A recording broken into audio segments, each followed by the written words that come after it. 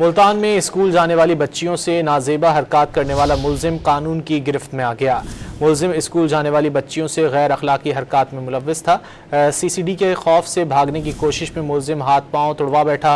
मुलजिम ने गिरफ्तारी के बाद माफ़ी मांग ली। CCD हुक्काम का कहना है कि ख़वातीन और बच्चियों से नाजेबा हरकत करने वालों को कड़ी सज़ा दी जाएगी।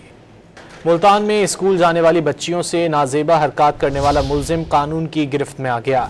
मुलजिम स्कूल जाने वाली बच्चियों से गैर अखलाकी हरकत में मुलव्विस था। CCD के खौफ से भागने की कोशिश में मुलजिम हाथ पांव तुड़वा बैठा।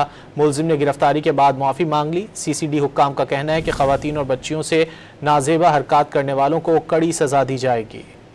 मुल्तान में स्कूल जाने वाली बच्चियों से नाजेबा हरकत करने वाला मुलजिम कानून की गिरफ्त में आ गया। मुलजिम स्कूल जाने वाली बच्चियों से गैर अखलाकी हरकत में मुलव्विस था। CCD के खौफ से भागने की कोशिश में मुलजिम हाथ पांव तुड़वा बैठा।